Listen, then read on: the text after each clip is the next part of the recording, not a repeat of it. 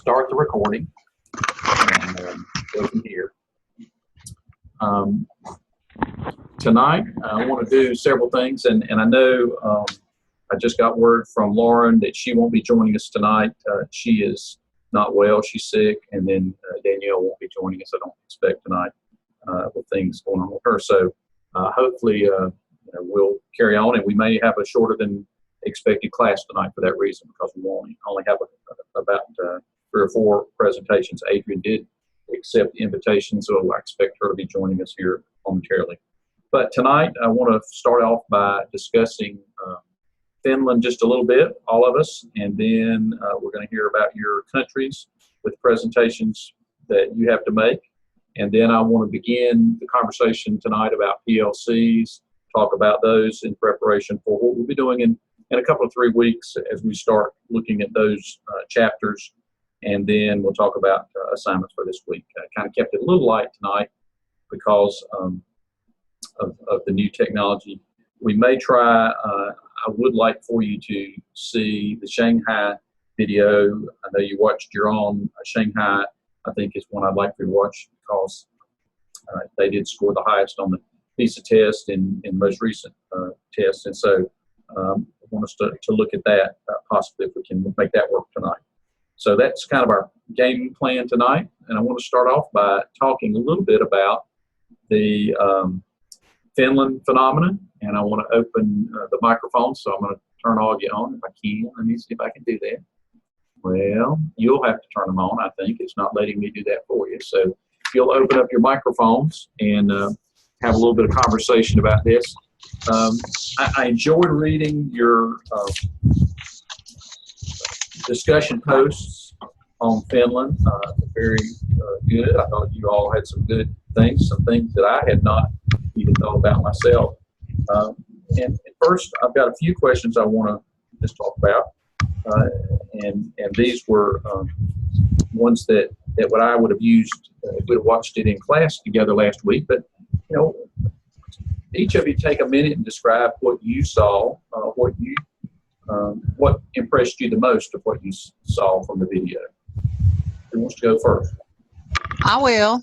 Okay, go ahead, Jean. I think the most impressive thing to me was the level of trust that they built over time, and it existed in every direction, from what we saw at every level, down to the point that they no longer had teacher evaluations. Students had choices in high school, how long they wanted to graduate, how long their day was, even if they wanted to go to school. And that's what impressed me, because I sometimes feel like that's a huge missing component for me, or what I see daily with teachers and the lack of trust and their lack of trust in every level.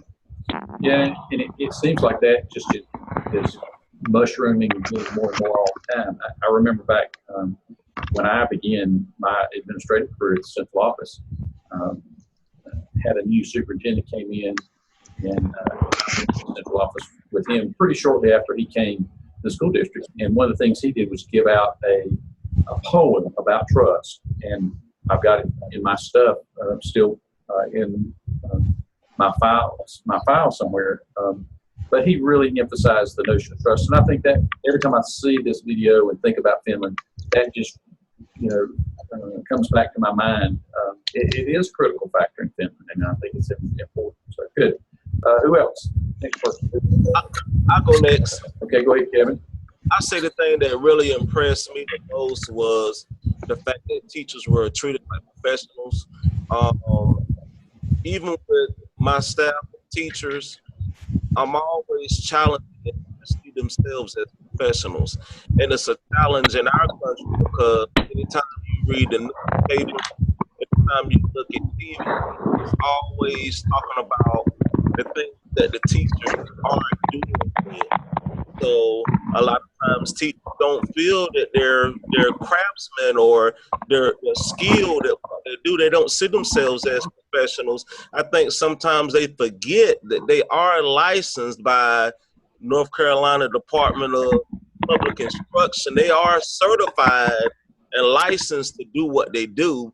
And I think that sometimes they forget that they are professionals. So to see the time and the effort that was put into the teachers not only being treated as professionals, but the work that went into making sure that the skill set was there to produce a good product in the classroom. Good, good. Sharon? Yes, I was very impressed by the teacher education program. Extensive. They had the years they had it, and I like they had the exam. They had their entrance exam into the profession, into it, and it's practice that we take, I guess. Did like that. But one thing I also enjoyed is that once they passed that test, they still had to have more training. They had to sit under master teachers and kind of learn, and they were able to critique and work with teachers. And I love the collaboration that the teachers had, because I know a lot of times teachers do not like to share. They like to keep things to themselves so they can be, have things that they can say, hey, it's my baby. I did this. And so I like the fact that they're able to collaborate and question each other and support one another. And I just love the teacher education program. I think it was just an amazing and like I said before, very extensive training. And they only choose the best of the best to teach certain subjects. And I thought that was great too.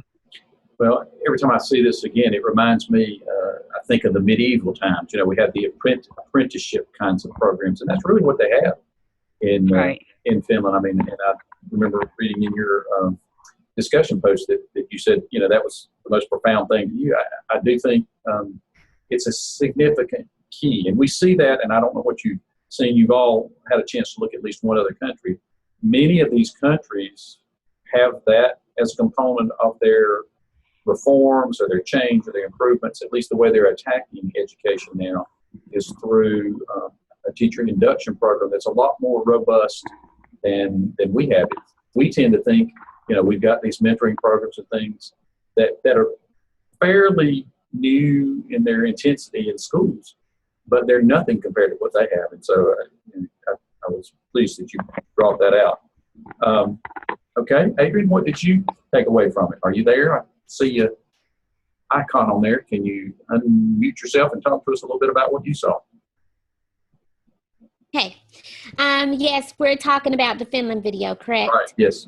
What I found to be I found the whole entire video to be very enlightening. One thing that I really enjoyed was the voice and choice, so to speak, that Finland offers to their students in terms of how long they go to school, in terms of if they want to do 2 years versus 4 years. And basically that choice that it allows them to sort of buy into their own education. And one other thing that I really and truly enjoyed was the fact that they have a complete vocational education system or track for students to be able to follow. And I feel like by having that vocational track, they are able to keep a lot of their students, and they don't have a huge dropout rate, because we all know that there are students who will benefit from moving on to a 4-year college or 2-year college, so to speak. And then we know that we have those students who know that that is not the option for them. And I think we do here in the U.S., in some of our districts, we are doing our kids a disservice by not offering a vocational track for our students, because we have those ones who just say, you know what, school is not for me, this isn't the thing. But I feel like if we had that vocational track, we could really capture those kids and get them to graduate, therefore increasing the graduation rate, which seems to be a lot of our, one of the things that we trying to achieve across all districts is increasing the graduation rate. And I think taking that vocational piece out sort of added to it. So I was really pleased to see that, they had that complete vocational educational track for students and had a curriculum for it. that allowed them to capture those kids who otherwise did not want to take the academic track. Do you remember, any of you remember in the video, any conversation about graduation rate? I know that at the end, Tony McBride, he said basically what I was thinking when they talked about that vocational piece. He talked about how, I don't remember specifics on what the graduation rate was, but I do remember him saying, you know, just think about how many kids you'll be able to save with that vocational piece here in the U.S. But I don't remember. And I wrote down so much. I did not remember seeing that or hearing that particular rate. I don't think any of the Finns talk about graduation rate in the video, and that doesn't mean that they don't think it's important, but it's just Right. it's not the emphasis that we have on it here. It may not be an issue. Yeah, I think their emphasis is that we're assuming that everybody's going to graduate. They're going to they're differentiating the way they graduate, what we call the culmination of their experience, but everybody's going to graduate. That's good. I want to go back through now and ask each of you to talk about the thing that you talked about most. And it's interesting, as I read your discussion post, everybody kind of focused on something a little bit different. And I want to kind of highlight what I think was maybe one of the big things that each of you talked about. And I'll try and go back through in the same order we went through. Jen, you talked about trust as being a big factor. And I want to ask all of you the same question. We talked last time or time before last about reform, and reform implies that something's wrong, it needs to be fixed or improved, that whatever the initiative is correcting some deficiency, but it's something that's an essential piece of the structure will remain. It's just correcting a deficiency. Whereas change implies that something will be different, that the state of in the simplest form, we're moving from one state to another. And so, Jen, you talked about trust. Do you see trust as in the Finland situation? Do you see that as a reform, as a change, or neither? I think the idea that they need the idea to change, it started off as change, and as they started making progress, they made reforms, because they talked about it taking 40 years. So I guess I envision, and I don't remember anything specific, but just hearing that it took that much time, and they emphasized the trust at the end of that time, that they initiated change and then made reforms as they went, as they progressed, to increase, to reach their goals. Okay, good. And Kevin, you focused not only on what you said tonight, but you focused on several things in your post. You did talk about teachers as professionals, just like Sharon did, but one of the things that you talked about was parents taking ownership. Do you see that as being a reform or a change, that ownership piece of parents there? And they did interview a couple of parents and talk to families. So what do you see there? I think it was more or less a reform. I think it's something that the methods changed over time, because it required buy-in. So I believe that at the time that the change, well, not the change, but over time, things transition. I certainly don't think that it's something that happened immediately, because there were so many other things that were being shifted around to get the parents to buy into the different things that were being done. So I definitely think it was a change of mind or a reform over time. Okay. All right. Sharon, you talked more about the teacher education, the teacher induction, the teacher training. Change or reform? What do you think? I think it may have been a reform. I think that they probably had that in place already, but I think over time they just I guess you could say, like you said earlier, they made it more, that word you use, I can't remember, but it was more intensive. Yeah. So I think it was more like a reform, because they always had high standards anyway. So I think they just reformed it to make it even better, more tight. All right. And Adrian, what about the emphasis on vocational ed? You think change or reform? I'm sorry, I missed it. You highlighted that vocational programs were an emphasis there. Do you think that what they're doing with vocational work and with vocational programs is a change or a reform or neither? I think it was more so. I don't know that if they've never not had that, because they talked about, their post industrial sort of society. So I believe that I want to say it was a reform or something that, that was always sort of there. Okay. I do think probably, in my view, and again, there's no right or wrong answer on this. I mean, it's certainly each person's opinion. I think certainly the trust piece is a change. Mm-hmm. I see that as being transformational. They're going from a state of, I guess if we had that trust in the United States, it would be transformational. We would change the schools from one state to another, but from a transformative state kind of thing. But I think there are a lot of reforms there. I guess another question I had, is there anything that any of you saw in the video that Tony Wagner would suggest as a reform that you think is not necessarily a reform, or something that's really more of the same? They're just doing it a little bit more, a little bit differently. Is there anything that you felt like, that's not really a reform? Anything?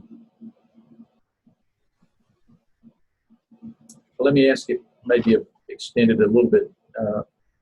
Is there anything that they considered a reform that you feel like we've adopted or we're trying to do in the United States?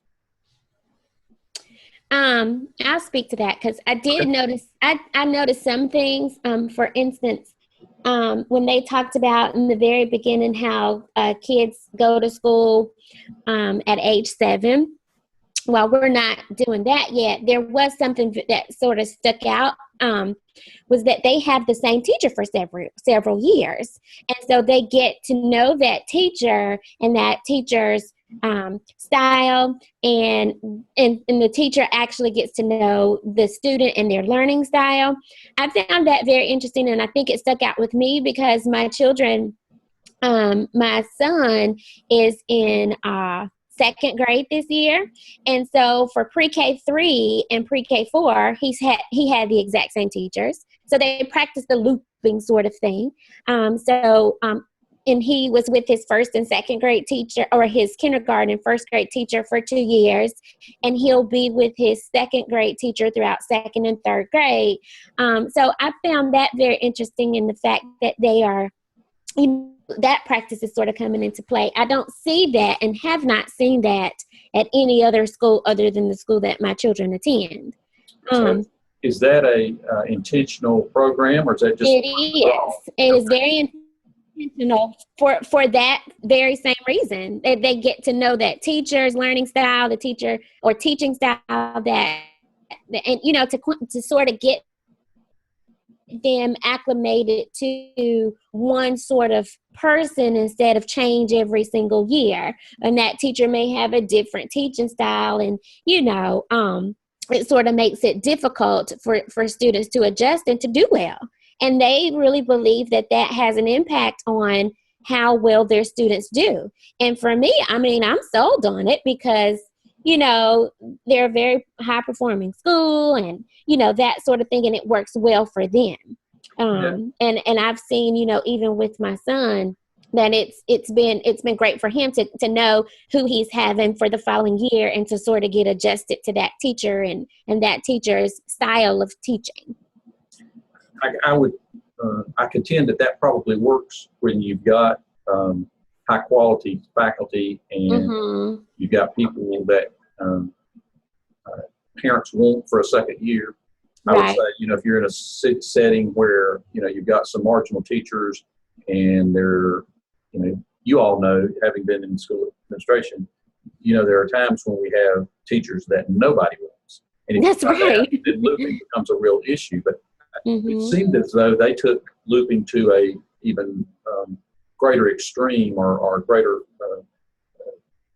emphasis than we do by doing it more than 2 grade levels. Right. We talked about that and I told you all I'm teaching 706, which is essentially the same content as we're doing here in 614.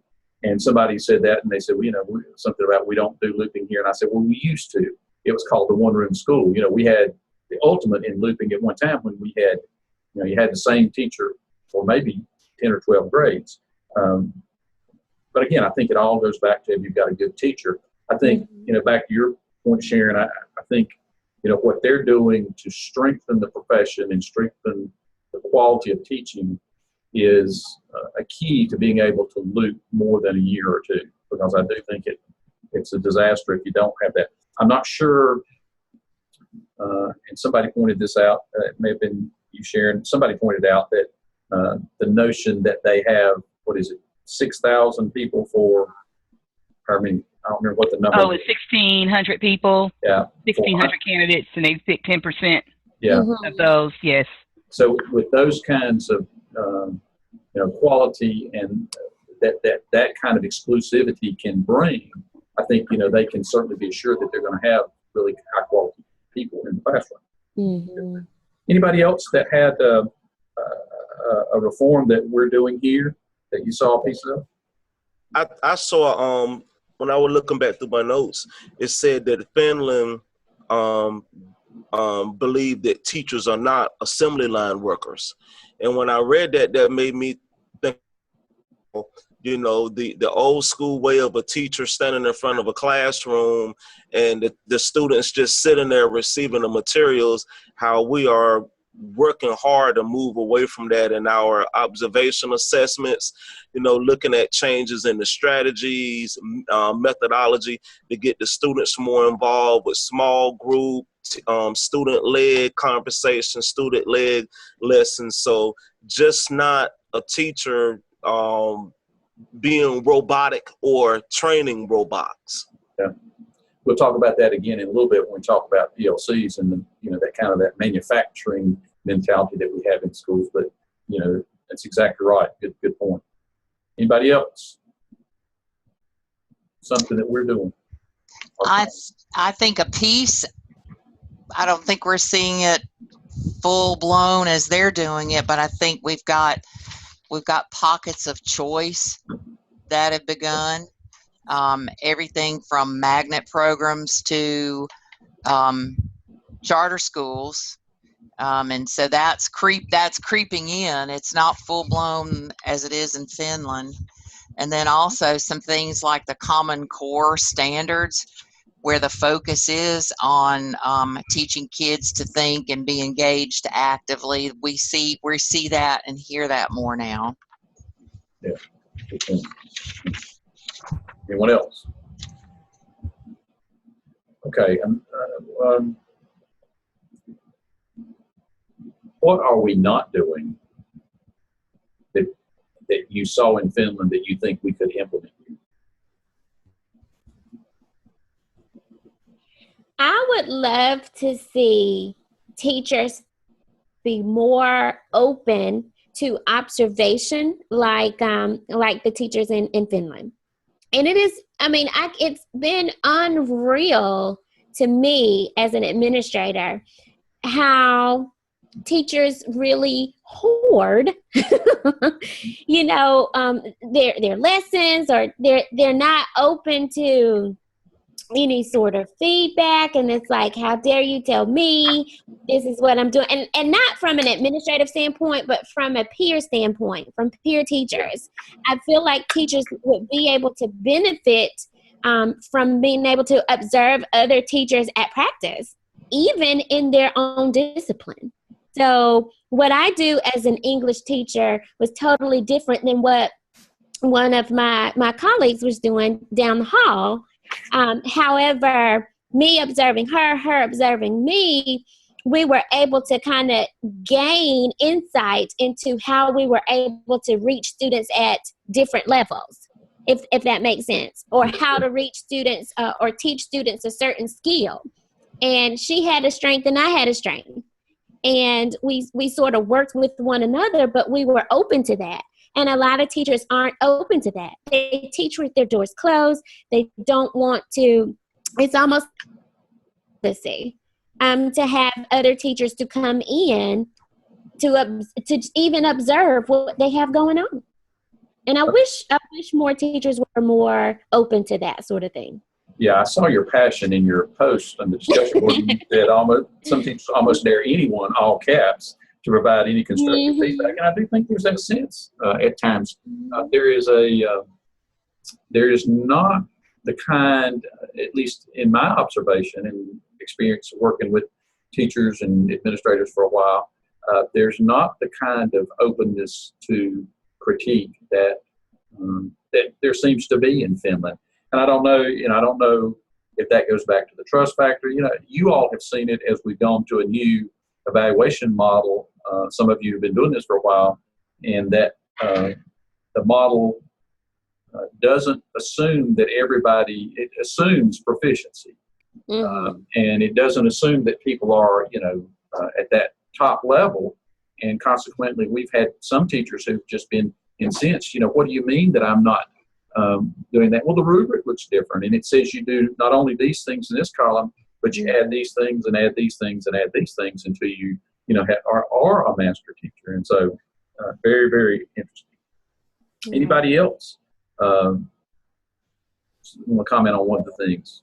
I think I'll just piggyback on what Adrian said. I really think that we're hurting ourselves with what we're doing with the vocational track, because not everyone is college material. But I think that the trick part about it is to find someone that maybe is interested in auto mechanics or electronics, and they'll be so caught up in that trade that they'll end up graduating with an associate degree and won't even know they're graduating with an associate degree. I don't go to college, but and on the vocation that they ended up achieving both when they were only focused on the trade.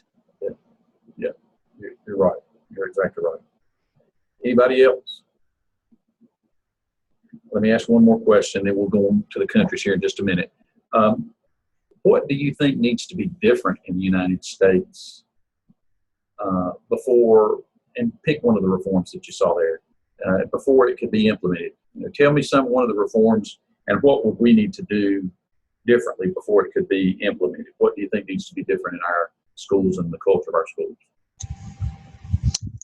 I think one of the changes that would need to happen is the backing off of compliance to rules and regulations, and because that and giving more autonomy back to schools and to parent decisions, That will tie right into what we'll talk about in just a bit as we talk about the PLC. So good point. Who else? Something you think needs to be different before one of these reforms can be implemented in the United States? Well, one thing I think, and I don't think they mentioned it too much in the Finland video, but I think teachers should be paid more. They should be paid what they're worth. I feel like, I know they're moving more to the merit-based pay here in North Carolina, but I think that teachers overall should be paid, at a higher level, because I saw how they were revered as the same status as lawyers, doctors, nurses, and I feel like in the United States, teachers are not revered to that level. And if they were revered a little bit higher to that level, I think teachers would be more enthusiastic. We wouldn't have the turnover rate, and we would have them teach until they retire, just like they do in Finland. So I think that's one thing we need reform here. I think, and one of you may have pointed this out, or a couple of you pointed out, I think that the population is so much more homogeneous there. You don't see in Finland, from what I've read, you don't see the really exorbitant salaries that we see here in some of the professions like lawyers and doctors. They're certainly a little more than teachers, but they're not, so much dramatically higher than teachers. When they showed, I think, what was it, 45,000 versus 47,000 maybe was the comparison. They're not being paid tremendous amounts more, but in the value of their wages, it is a good wage, more so than it is here now. And we have our legislator bickering over whether they're going to give us 1, 2, or 2%, and whether we're going to go from 33,000 to 35,000. And it's as though if we get 35,000 for an entry level teacher, that's going to be some huge amount. It really is not. When you think about $3,000 a month, it's not a lot of money for folks. So good point. Any others? I do have to point out one thing that Kevin said, just because I thought it was funny. I don't know if y'all read it. This is great. I love this statement you made, Kevin. It is amazing when people say, I understand the plight of teachers. I teach Sunday school once a month. That's a quote. I may put that on my office door. I like that. So that was great. Well, any other thoughts about Finland before we go on and talk about some other countries? Anything that anybody wants to talk about or bring to the discussion? It's a great to look at Finland. I've got here in just a minute. We can look at it as we talk about the countries in the videos. Finland has slipped a bit in the PISA test over the last couple of years. They're still in the top, I think, 6 or 8, but it slipped just a little bit to some of the Asian countries. And several of you, I think we've got maybe one Asian country tonight, and we're going to be in the Finland region with Belgium and Netherlands, and then we're going to go to South America and then Canada tonight. But I think, well, actually, we won't go to Netherlands because Lauren's not here. But the things that are happening as it relates to these countries, it's changing. It's very competitive, and we see what's happening with the PISA test over time. So, with that said, I want to turn to the countries and let you all talk to us about those. And I want to do a couple of things with this, or at least not with the presentations, but I want to see, just for my own benefit here, how it works with you all doing Zoom, so we can get a little practice there. So if it doesn't work, I've got a plan B here. Jan, I'm going to go in alphabetical order for these countries. So we'll go with Jan with Belgium, and then Adrian with Brazil, and then Sharon with Singapore, and Kevin with Canada. Lauren had Netherlands, and she sent me her PowerPoint, but we'll wait and try and pick that up next week when she's with us. I can show you the PowerPoint, but I'll let her do the talking about that rather than me trying to do that tonight. But we'll go through them in that order. And Jan, you sent me a PowerPoint. I want you to go ahead and bring that PowerPoint up on your screen, and I'll share the screen with you, and let's see if we can see it from here. If not, if it doesn't work, then I can certainly bring it up here because I have it online. So let's see if we can do that. So can you bring it up, Jan?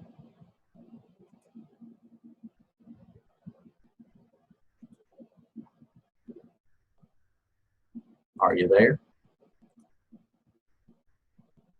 I'm here. Okay. So All right. All right, let me share the screen. Let's see if I can share it with you. I think. See how this works. Y'all be patient. I'm still learning this too. I saw it where an email to open it. I think this is the version that I had it loaded for you. So let's not waste too much time with that tonight. Okay. Can you manipulate that? Can you show it? Let's see. Let you do that?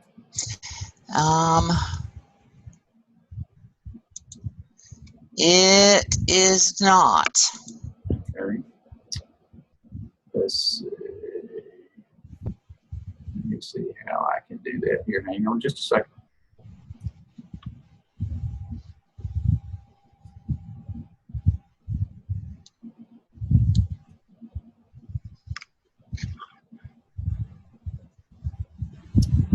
Well, we have operator error on this at the home office. So let me just go ahead and show it. And Jan, if you'll just tell me the high sign, can you all see her presentation there? Say Education in Belgium. Yes. Okay. Yes. Jan, if you'll just tell me when to change it, I'll change it. I'll be your person tonight. Okay. Okay, go ahead to the next slide. The title of this video was Strong Performers and Successful Reformers in Education in Belgium. I think the interesting thing about Belgian education, it consists of 3 federal regions or ministries, and those 3 regions are based on the linguistics of each of those 3 communities: a Dutch Flemish community, a French community, and a German community. The Belgian Constitution, let's see, I guess next. Okay. The Belgian Constitution, and I left a word out there, guarantees freedom of education to all citizens. So any person, group, or entity can start a school, and that could be a private individual, government, municipalities, or church groups.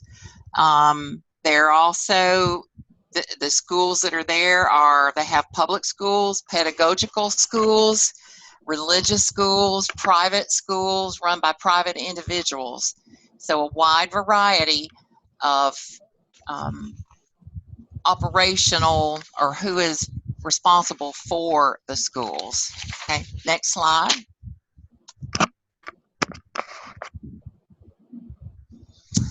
This slide just shows the difference that compares responsibilities, the government and the school inspectorate versus school responsibilities. In Belgium, the government determines the attainment levels because they do testing every year for students, which is different from the Finland model. The government determines attainment levels, and they determine where the final attainment levels, whether those attainment levels are reached by each school's curriculum. There are checks on site to determine whether their final attainment levels are in fact achieved, and if those are done yearly, they have a team of led by a school inspectorate, a team of people who are with the school for a week, and those teams, without political influence, make their decisions on attainment based solely on the data. They also never rank schools in Belgium or select things like the 10 best or 10 worst. And they invest funds, whether it be a parochial school, a private individual school, a pedagogical school. The funds are, all of those different programs are funded by the government. The school responsibility has the autonomy to make decisions and determine the school's theme or focus. Each school is responsible for quality. They determine curriculum. They determine objectives of the curriculum. They test their students yearly. They're responsible for marketing their schools to get students, to have students and keep students. And they also, when they have their meeting with that team that visits with them, they're also responsible for their plan of correction, how they're going to correct their deficits. Okay, next slide. Parents also have the option of choosing a school for their student, their child, and it's based on the school philosophy, what's best for their child. They can choose any school regardless of location, and they referenced one parent passing 4 or 5 schools to get to their chosen school. Different siblings can attend different schools based on the needs of the individual child, and there's a strong involvement of parents in their child's education. Okay, next slide.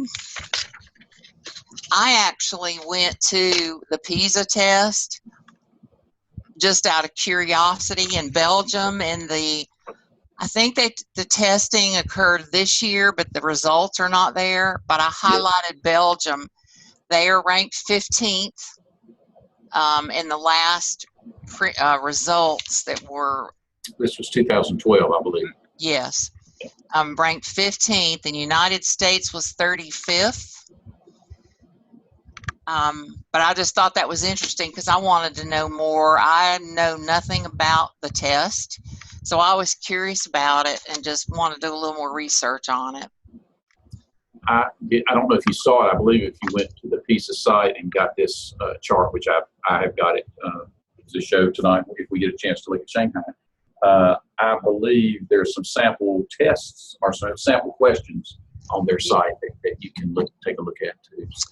Yes, I just kind of went through the site just because, again, I was ignorant of the test and still don't know a lot, but it was interesting to see because they do they provide a lot of data on like male gender data, age data. There was a wealth of information there. Okay, and next slide. And just comparing to the United States, I think one of the things that stood out to me, the United States has begun a form of the school choice, and I mentioned that earlier, through magnet programs and charter schools. Barriers to us here in the U.S. are politics, philosophies, and the belief in who is responsible for education and what is mandated in our federal and then our state and local laws, policy, and constitutions. The reimbursement of parents for attending private schools in North Carolina is maybe kind of touches on the idea that the state pays for all forms of schooling in Belgium. Barriers to full implementation, though, again, are politics. Where does the money come from in the end? Philosophies, equitable attainment levels or testing issues, and then the lack of respect and trust in educators to do the right things. Also, I think significant to me is the strength of politics in education. When Belgium, they are very quickly claim that politics has nothing to do with education in their country. And then something that could be very similar in the inspection process, the advanced ed that we go through is in many respects similar.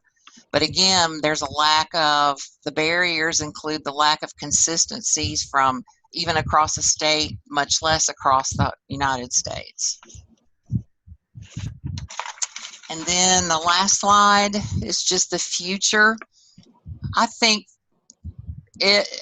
what was indicated to me was the citizens, the students were happy with their educational system. But when I saw the PISA results and that they have also fallen in those rankings too, I would expect their competitiveness to rise to the challenge, help them rise to the challenge to reforms that will push them back, move them back higher.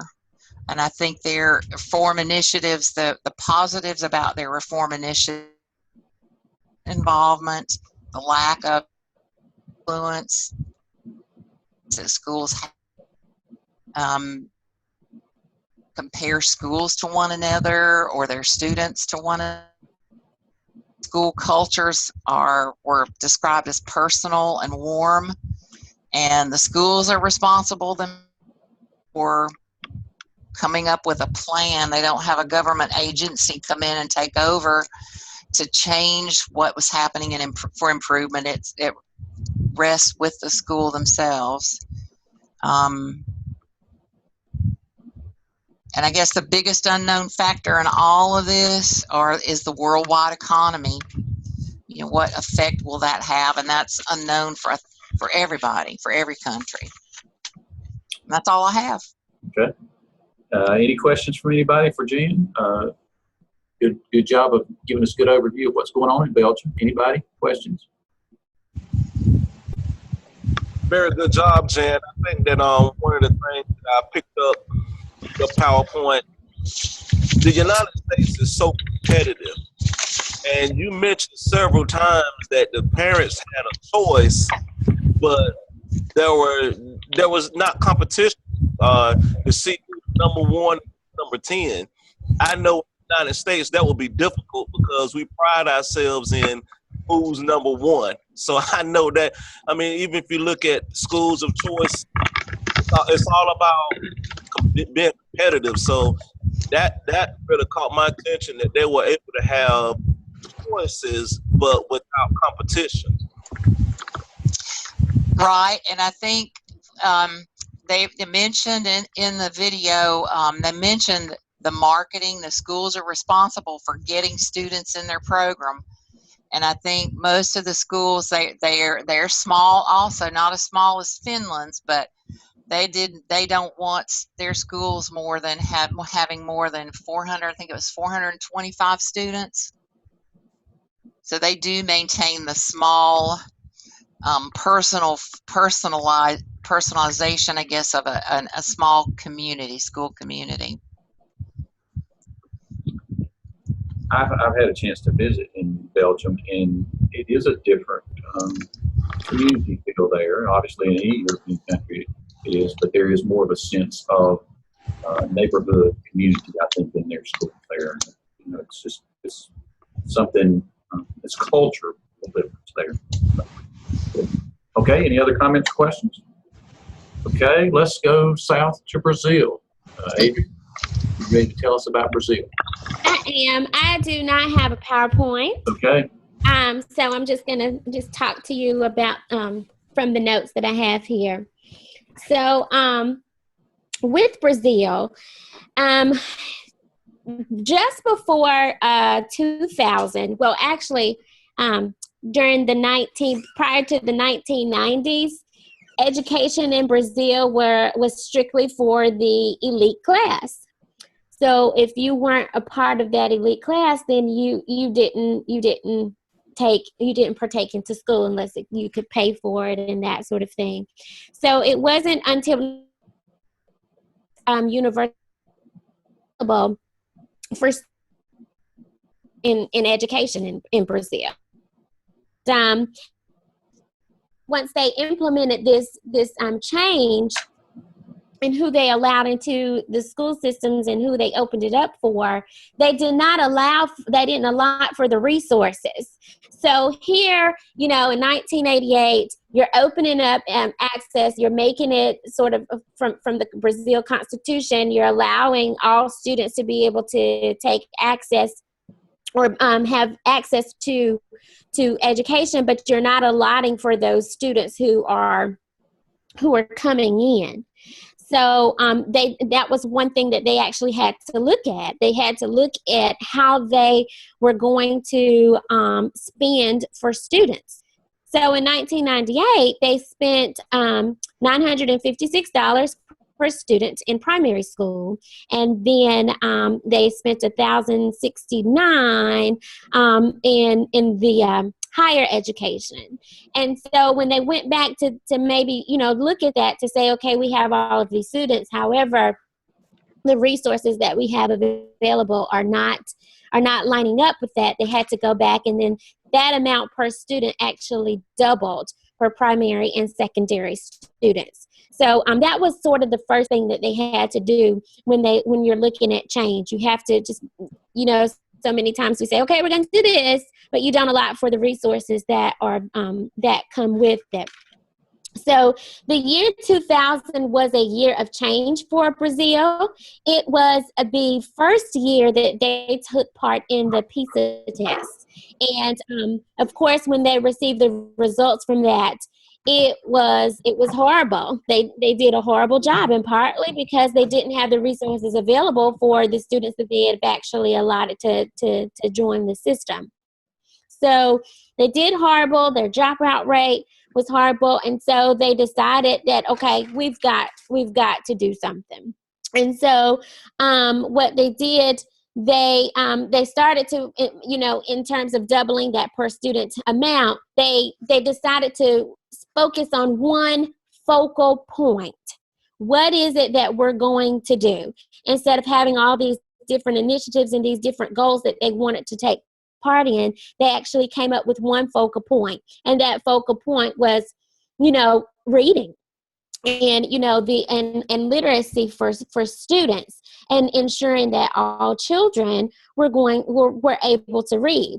And when they started talking about reading, they talked about how it wasn't just one of those things. Okay, their reading test scores are low. It was horrible because students weren't able. Not only were they not able to read the text that were there, they weren't able to read words. They weren't able to read phrases. And so they had to work on that one focal point as to what it is that they could do to increase that. And they talked about what they decided to do is when they started to go into these different schools, that there were two things that they had to focus on. First thing were the students. The students. What are the needs of the students, and what can we do to get these students to a performance? So the second focal point then was the principal, and they talked about that it was necessary for the leadership to arrive to clean house. And when he talked about cleaning house, he meant that they had to come in.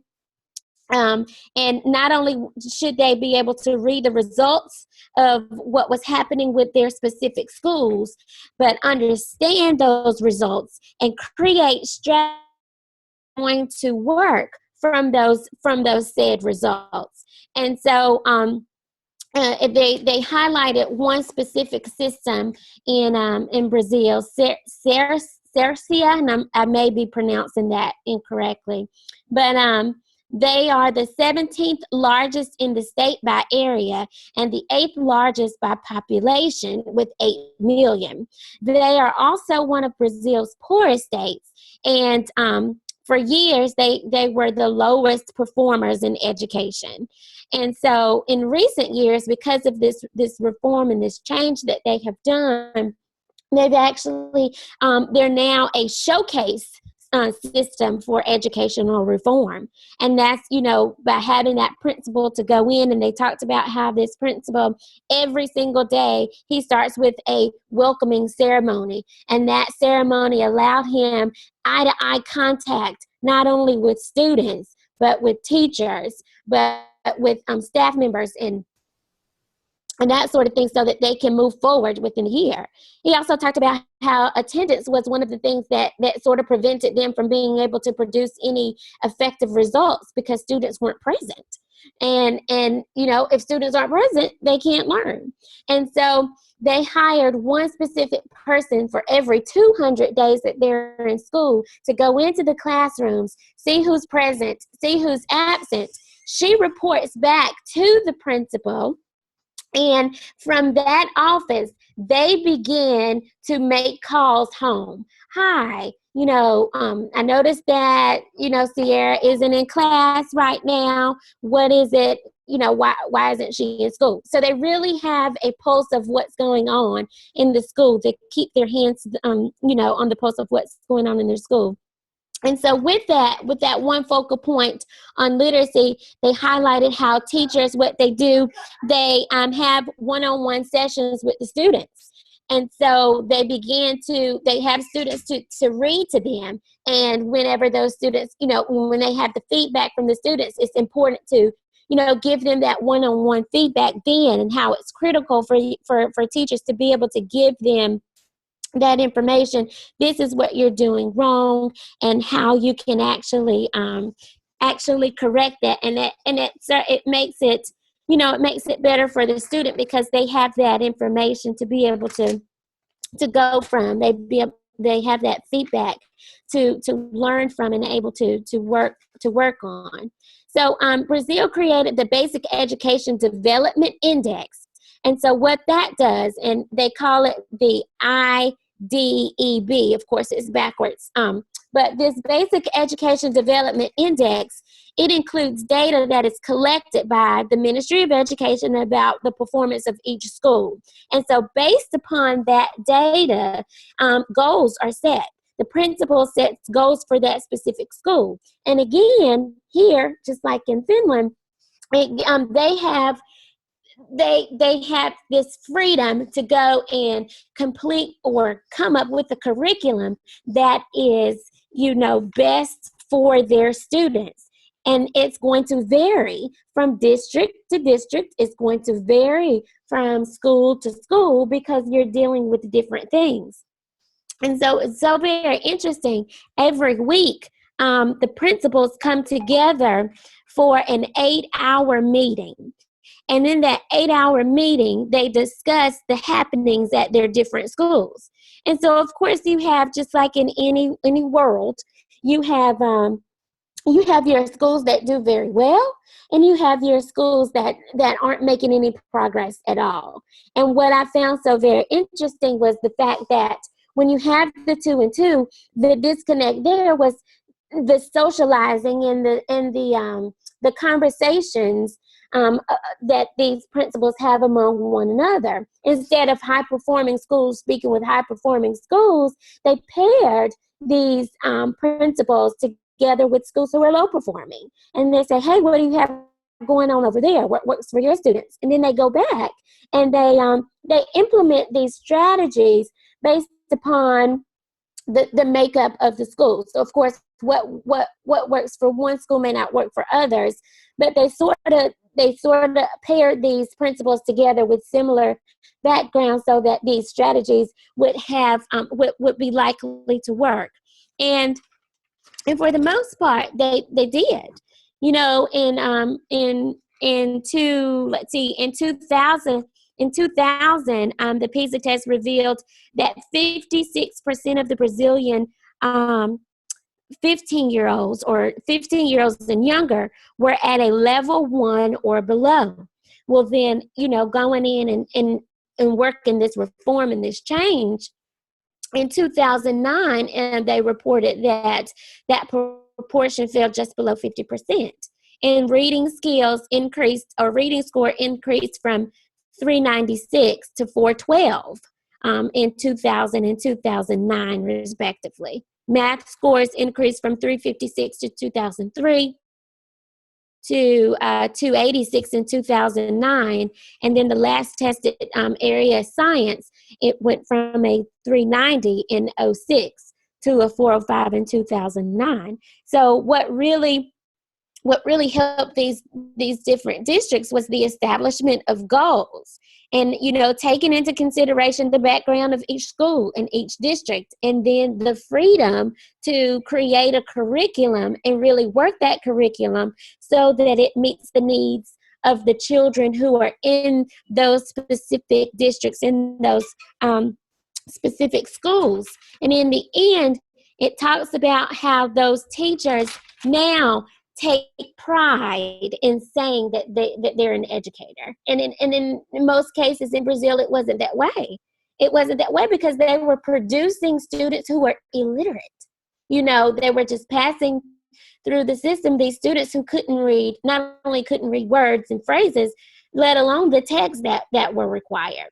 And so it really changed the way that the attitudes toward educators in becoming a teacher, and how they take pride in saying, I taught, this student how to read, that student how to read, and they are able, and the words were, I wrote them down, they rescued the teaching profession. And that really speaks to the whole of Brazil because, you're going through school, but you don't know how to read. What are the teachers doing? You know that we get the brunt of that argument all the time. Although, we know that home comes into play and that sort of thing. But it was nice to see him talk about how teachers are now how teachers have rescued the profession because they're able to produce effective results.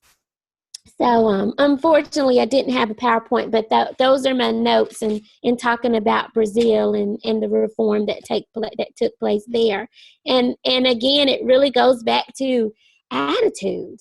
You know, the attitude of, and we talk about how we can, you know, what sort of reforms can we see here that have been done there. It really does go back to the attitude of people and how they perceive the education system and how they view educators and the respect and having the freedom and the autonomy to really teach and not have so many focal points. So here Brazil took one focal point and worked it and not, you know, 15 focal points and saying, okay, which one are we going to work on this time?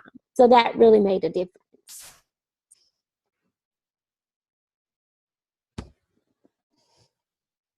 And that's all I have.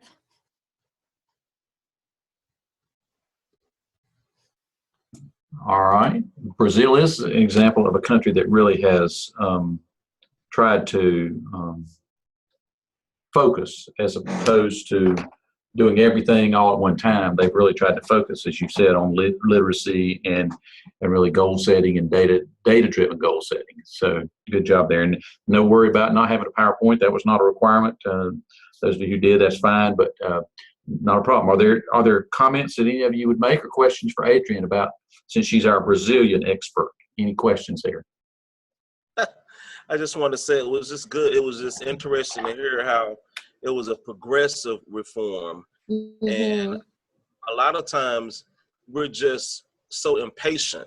So I oftentimes wonder if we wouldn't change things every 3 to 4 years. I just wonder how successful we will be at some of the things we're trying to do. Every 3 to 4 years, it changes. Mm-hmm. So before you can actually find out what's working and what's not working, there comes if it's not a change, it's a reform that's totally different than what you were doing before. Mm-hmm. I told in the 706 class a couple of weekends ago, I said, you know, I had a teacher one time, Kevin, that said, she came to me and said, you know, it's hard to come up with something new to do every year. And I said, Pam, our job is not to come up with something new to do every year. It's to do the things we're doing better. And you're exactly right. I mean, we think we've got to have some kind of new program or some kind of new thing, or we're not making progress. And when the case may be that we've just got to improve the programs that we have. That's a good point here. Mm-hmm. Other thoughts or comments? Okay, good job, Adrienne. Let's go to Singapore. Let's move to Asia. Sharon, you ready to tell us about Singapore?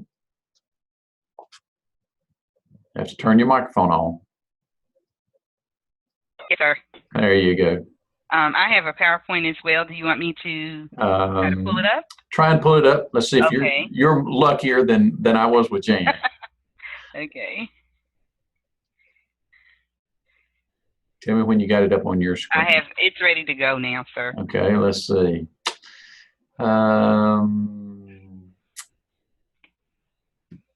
Let me see. Should be able to, hang on. Still learning this program. Let's see.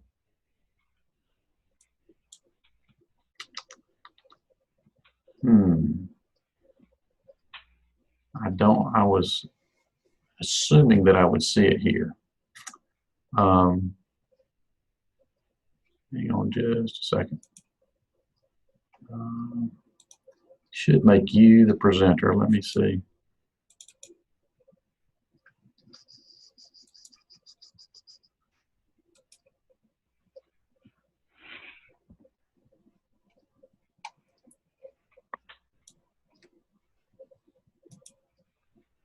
Well, let me.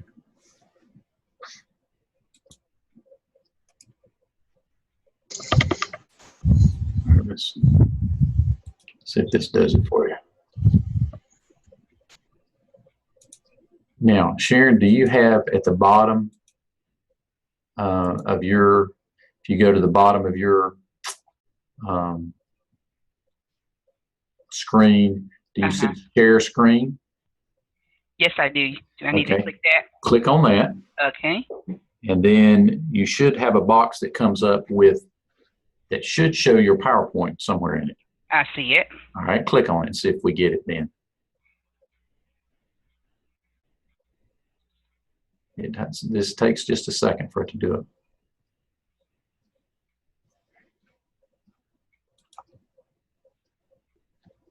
Are you having any luck there? I have mine. Mine is ready to go on my side, but I'm not sure.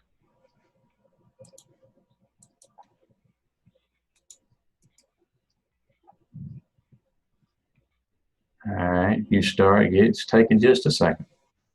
You started screen sharing. The question is, if you can get it on there, can I get the screen back from me later on?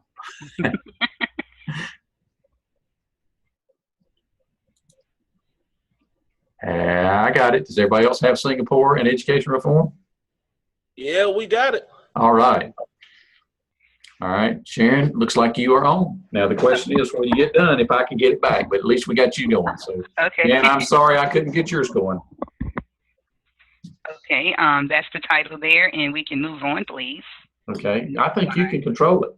Can I control it? Okay, let me try. Okay. Is it letting you control it? Mm. Let's see. Go to from the beginning. Okay. Does everyone see about Singapore? We got it. We got okay. it. Got it. Thank you. I just wanted to give you a little background information of where Singapore is, because Asia is such a big continent. So I wanted to just tell you, where it is. It's actually near Malaysia. It's off the southern tip of Malaysia. It's also located just east of Sumatra in Indonesia and west of Borneo. Singapore is a highly developed country with a strong economy, but it has no natural resources. Singapore is slightly smaller than the U.S. city of Lexington, Kentucky. However, they do have 5.3 million residents, and they're squeezed in the land's tiny mass of 274 square miles. Some education reform initiatives that Singapore took. After Singapore gained its statehood in 1965, most of its 2 million people were illiterate and unskilled. Young people had to be educated quickly, which resulted in the hiring of many teachers with little training. So the government, in turn, had to move fast to raise these standards. By the early 1970s, all children had access to lower secondary education. The basic beliefs of Singapore Ministry is no education system can be better than its educators. And with that being said, they hire only 1/3 of all the applicants that come in year by year. And they take the top 1/3 of university students each year. And that kind of reminds me a little bit of how Finland does their system of teachers too. Teachers are now no longer considered the monopoly in the classroom. They are also considered as guides on the side. So they're kind of like just letting the students facilitate their own learning. Transformation. The philosophy of Singapore is for all new teachers to be first, a teacher of the learner, and second, to be a teacher of the subject matter. So what they were saying here is they want teachers to know how children learn. That's the top priority. They need to know what students use, how they cognitively develop. That's their first point. And the second one, once they learn that, they feel like all the rest of it will fall in place. As long as they know how students learn, they can teach the subject matter in a way that's very effective and engaging for the students. Singapore, however, is becoming a global city where the government emphasizes in a curriculum of international education. So they want to educate throughout the whole world. They want them to be familiar with worldly things that are happening. They do a lot of the media technology. That's how they do that. The key roles of the teacher education program is to prepare all new teachers to become deep believers of lifelong learning and to develop an appreciation for the in-service courses, which are plentiful. with a systematic approach, the teacher education program ensures that every teacher has at least 100 hours of professional development. And I thought that was very great. I think that was a very great initiative there. Teachers are required to collaborate with each other through the use of PLCs. So in Singapore, there is not really a choice. It's one of those non-negotiables. They have to participate in professional learning communities where they share and communicate with each other. A mentor is assigned to a new teacher for about the first 5 years. And that's a lot like the United States. We do have mentors for the first 4 years or so for beginning teachers. Implementation in the United States. Currently, Singapore boasts of 271 schools that have created PLCs. In the United States, many schools are proponents of PLCs, using them as mediums for teachers to exchange ideas and question one another. So that is something that's similar. The Singapore Education Ministry directors meet with teachers 12 times a year. This allows officials to hear teachers on the ground, allowing them to express their concerns and look for ways to support them. And I thought that was very profound that they would come out from the top, kind of something like central office, or they would come out and they would work with the teachers 12 times a year. That's really, and to me, a lot of time. That takes a lot of time to do that. So I think that was a reform that they really worked on to get that, to accomplish that. This would be great for implementation in the United States. Most beginning teachers have a school-based mentor with whom they would meet with once or twice a month. It seems rare that central office staff would meet with teachers on the ground 12 times a year. Having enough retired master teachers to accommodate all new teachers would be a heavy burden for the United States due to low state funding. So in a nutshell, that's kind of saying we just don't have the money to provide that same type of support that they have in Singapore. Beginning teachers having an off-site mentor would be very beneficial because it would provide support outside of the school and would free up the time of extremely busy administrators. So they would have another person there to help coach, because we as administrators, we coach our teachers, but to have another person that has done it before, someone who's been in the classroom, who knows it's, and now they're working as superintendents and different type of education officials, they're able to come and listen to the teachers and help them. I think that's something very great, and it would also help the administrators. It would give them another hand. Continue, an important concept in Singapore is how teachers are viewed. Teachers are viewed as high status members of societies compared to the doctors, lawyers, and judges. In Singapore, teachers are considered their most precious resource. 20% of Singapore's budget is used for education. Only the top performing students in certain fields like math, science, and reading are recruited to teach these core subjects. In the United States, teachers must be respected and revered in society before politicians will ensure that teachers are paid what they are worth. And I spoke to that earlier. The requirements of the teacher education programs in the United States vary from state to state. A more uniform method of teacher selection should be implemented by dispelling any loose stipulations. And what I think about that is that when you look at the praxis scores, there are different requirements for different states. You know, North Carolina ranks a certain way, and then you look at Virginia, New York, some of their scores are higher. You have to score higher in order to be successful as a teacher, to be chosen in a teaching profession. So I think there should be a uniform score across the board for teachers in the United States. Just like in Singapore, only the top performing students should be selected to teach American students. I think here in the United States, we are so desperate to get teachers that we just take pretty much what we can get in most parts. And I've heard from people in central office that said the field is really getting, it's really hard to find good candidates now, you know, just listening. And I'm sure some of you all can attest to how hard it is to find good quality teachers. And when you look at Singapore, they're very selective in their teachers. So to me, it seems like their field is a lot richer. Future considerations. In 2009, I talked about the PISA here. They took the first time they took a test in 2009. They scored in the top 8 performers in the world. In math, Singapore scored a 562, and they were surpassed only by Shanghai, China. In science, Singapore scored a 542, where ranked them in the top 4 performances. The United States ranked in the mid to lower 20s in all areas. This is in 2009. Some other things that we can look at in Singapore: kids are joyful, education is engaging, and technology is used as a key tool in education. Teachers are constantly working together to create an amazing environment for students. Over the next 10 years, Singapore will continue to be a model country for the world. Just like the Singapore American School located in Asian Woodlands, other schools will model their education programs after Singapore. One thing that I noticed in the video, one of the videos that I watched, teachers must continue to keep up with new information or they will not be able to effectively engage their students. And that was pretty much all. And then these are just my references. These are some of the videos that I watched about Singapore. And that is pretty much it. Good. Questions for Sharon or comments or thoughts? Anybody? Very good job. I have to go back to what you were saying earlier, 100 hours of professional development. I think we talked about that a couple of classes ago, Doc, where we spoke about the professional development monies that was there and how it wasn't being used. I guess the powers that be didn't think it was necessary, and it's zero. It's pretty much zero now. So it's kind of difficult or more challenging to get that professional development in for us as professionals, for the teachers as professionals. Mm-hmm. Yeah. Yes, I agree. Yeah. Good point. Good point. Other thoughts, other comments? Okay. Good job, Sharon. Thanks. All right, Kevin, you ready to talk to us about Canada? Yes, I am. I do have a PowerPoint, but I'm going to save us the trouble tonight. You know, we'll see. We'll get you there, Phil. We'll try now.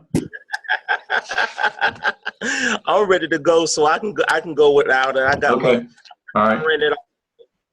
But I'm going to take us to Ontario, Canada tonight, a place of reform.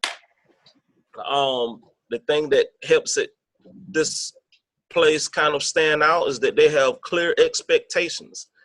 And we see here that becomes a challenge of not having clear expectations.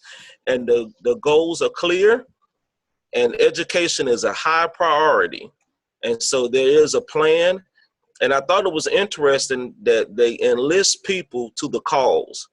The cause is to reach the goals, and the teachers play a very big part in getting this done and being a part of the plan. And they also spoke about the persistence that's used to reach those clear expectations. And what is the thing that the challenge that Ontario, Canada had that was under the microscope that they turned around? They have an influx of immigrants in Canada. 4 out of 10 students are immigrants. But in their country, diversity is not seen as a barrier, but seen as an opportunity.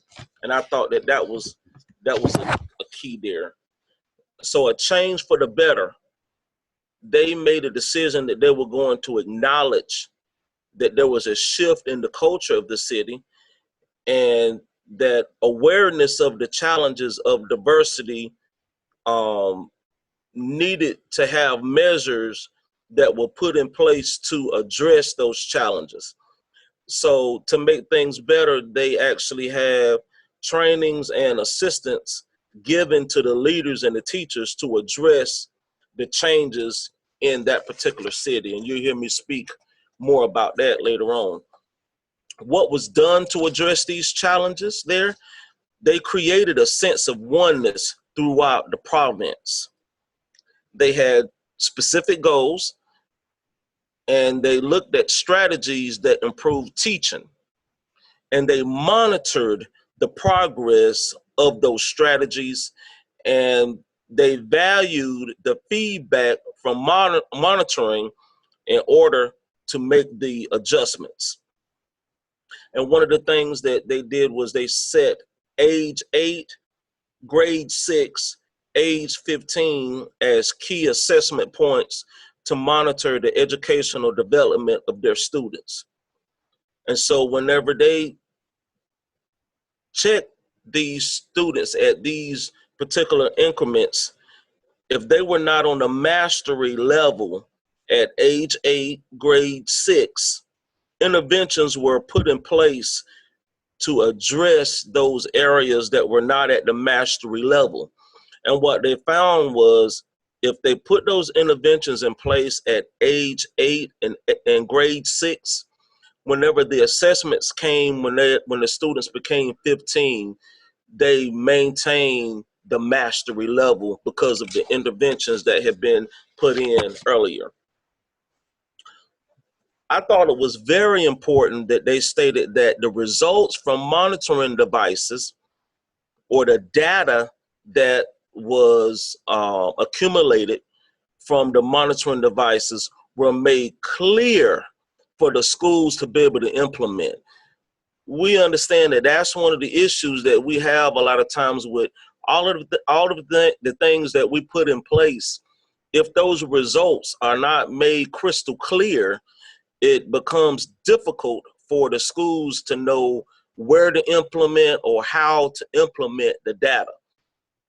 They also spoke about collaboration among the schools to have open discussions about what the schools were doing and how to do things better. So through the collaboration, the schools talked about the things that worked at their particular schools.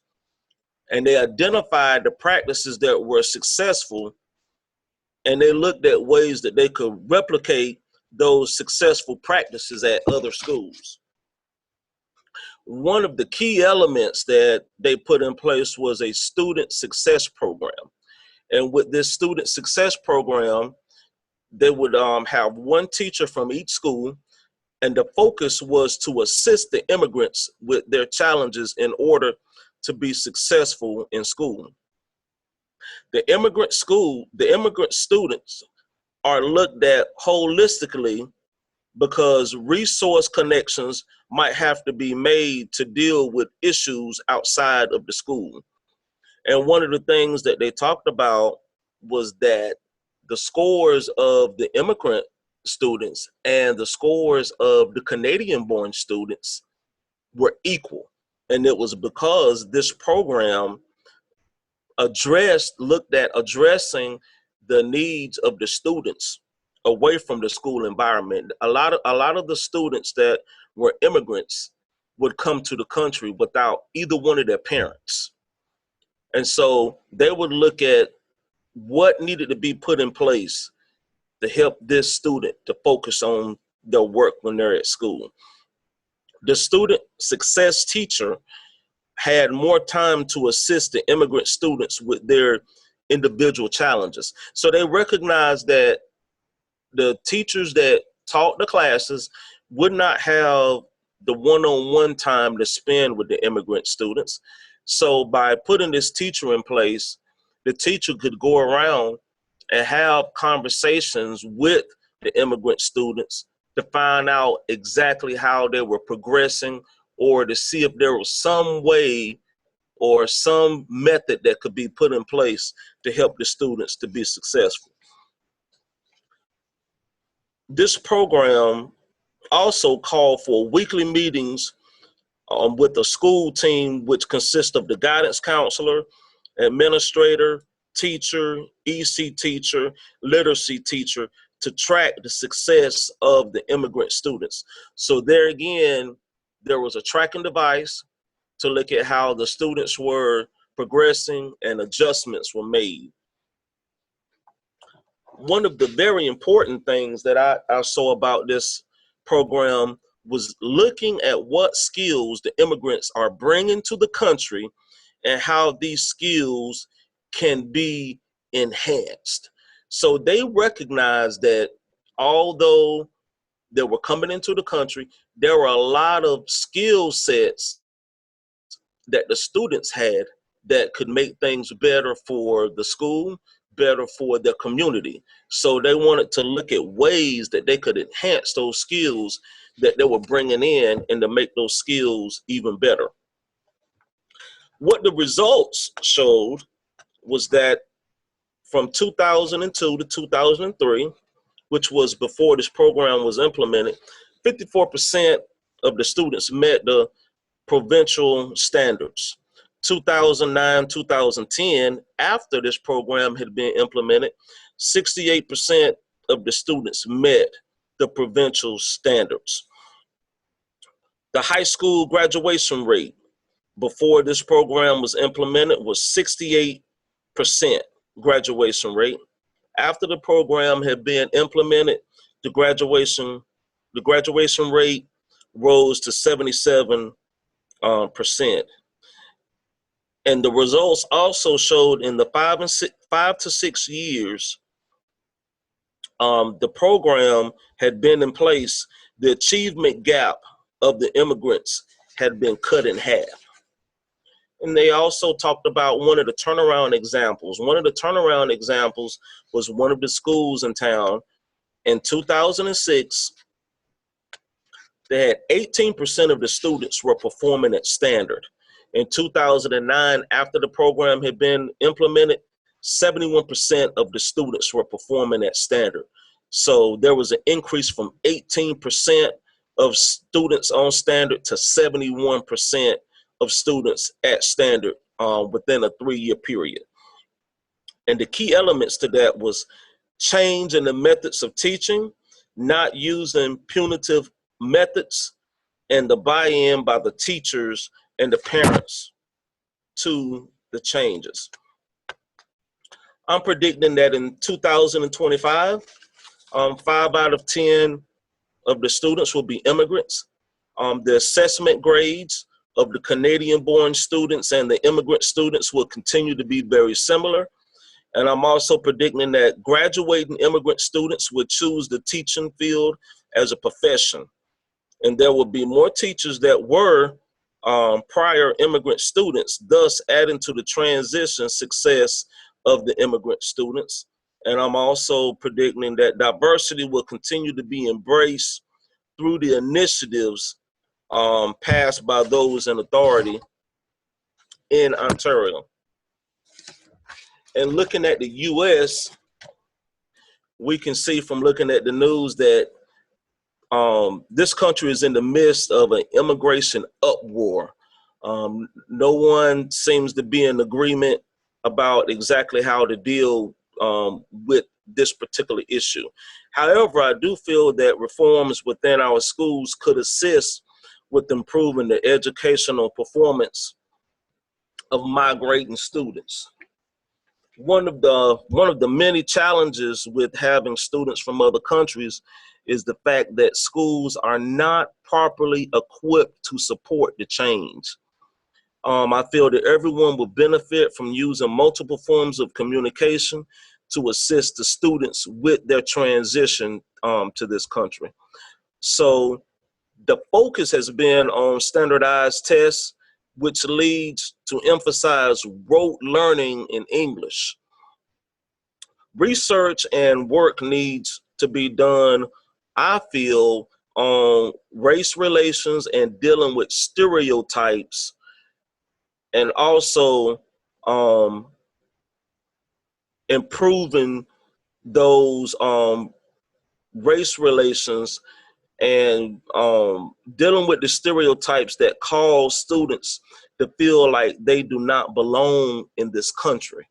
I think if we can find some kind of way through the initiatives that we pass to deal with that, to help the students that are migrating here to feel like they're a part of the melting pot, but at the same time look at the skill set that they're bringing here, enhance that, I really feel that we will be moving in the right direction. Do I think it can be done? I do, but I believe it'll be difficult, because I believe at the top we have to make some decisions have to be made as far as changing the view of those that migrate here to the United States. And that's all I have to say. Good job. Questions for Kevin or comments? I do think this conversation, well, first let me say about Canada. When you look at this one, when you look at this video, and Kevin had a chance to view it, probably the rest of you didn't unless you viewed them all, but Canada does not seem, their performance doesn't seem phenomenal in a sense. We kind of say, 77% graduation rate, and 68% passing the standardized tests. I think the context for us is what Kevin has done a good job of highlighting here is that influx of immigrants. They're dealing with a population that is changing and moving that is very unusual. And so they've done some things to stabilize and move forward. And so I think that's the value of watching what they do. But they are embracing the immigrants and really trying to deal with that in a positive fashion. And as Kevin has pointed out, Canada really seems to have at least equalized the performance of immigrants. I think that's something that we as a country are going to have to grasp and deal with, depending on who gets elected and what they do with it, the immigrant situation. I think the things we're seeing even in Europe now, we're going to continue to see people who are migrating to the countries that have a quality of life that gives them what they want. And, Canada seemingly has done that pretty well. So I think it's worth looking at it, even though, we would say 77% graduation rate, wouldn't be pleased with that here. I think it is a positive in the Canada context. I think of all of these countries, as you've looked at them, there are things that some schools within our country, even many schools within our state are dealing with some of these issues like immigration and other things. Back to Brazil, for example, the financial situation that they've dealt with to try and increase per pupil spending, it's abysmally low there. But, we're seeing some of these same characteristics that we're dealing with as we seek to reform. And I think that's, for me, that's the value of looking at these, is to begin to try and understand what people are doing in these various contexts that maybe we can do here. If time were not an issue, tonight we would look at the Shanghai video. I do want to assign all of you to watch the Shanghai video. We won't take the time to do it tonight because I do want to talk about PLCs and not keep you all too late tonight. But if you'll go back to that video list, you're certainly welcome to watch all the videos, and I provided them there to you. Provided Finland and all those links. That it may be of value to you. I know a couple of you talked about having had conversations with faculty members about these countries, and Finland in particular. I think that's certainly, if you want to go and look at them, I think that would be a good thing. I do want to bring up, let's see if I can, here it is. If you all can see this. Can you see the, hang on, the PISA results? Can you see that there? Can everybody see that? Yes. Yes. Good. This is the 2012 results. You can see, and the reason I wanted to bring it up is for you to see that Shanghai is at the top. Much of what you heard in the Finland video is going on, are some key components that you highlighted in the Finland video are going on in Shanghai. Namely, the most powerful piece, if you watch this Shanghai video, and I don't want to certainly steal the end of the story, but is this piece that several of you have focused on in your conversations tonight about teacher training and teacher induction, teacher mentoring. Shanghai is very, very much into that. That has been a big key to their work. You can see as you look, Shanghai, Singapore, Hong Kong, Taipei, Korea, Japan, all of these top 7 or 8 are Asian countries. And so they are focusing on this seriously. Then we come down to the countries, Liechtenstein. I have been in Liechtenstein, Switzerland, Netherlands, Estonia, Finland, Canada, Poland, Belgium. We're seeing then in that region, certainly not Canada, but the others there on that northern coast, European coast, a lot of change there. But you can look at this. I will post for you this snapshot of the PISA on in week 3 in the week 3 folder, and so you can take a look at it. if you haven't already discovered it. Jan, you showed it, but others may not have discovered it. So you can kind of look at your country and see. But I do want you to look at the Shanghai video, and that's the point. If each of you will go back and look at that, I think that would be helpful to you. You're certainly welcome to watch the others, but Shanghai, I think, is a must-watch just to see that work that they're doing with the teaching induction piece. Okay? Good job on these tonight. As I said earlier, hopefully Lauren will be feeling better and be back with us next week. And so we'll hear about the Netherlands then. And I do want to have just a few minutes of discussion next week about what you see in the Shanghai video. So, jot down a few notes as you watch that, and so we can talk about that. Overall, the countries that you did have a chance to watch, is it, I guess, just from a process standpoint, is it causing you to think a little bit more about what these countries are doing and to think a little bit about how those reforms might relate to the United States? Any thoughts there?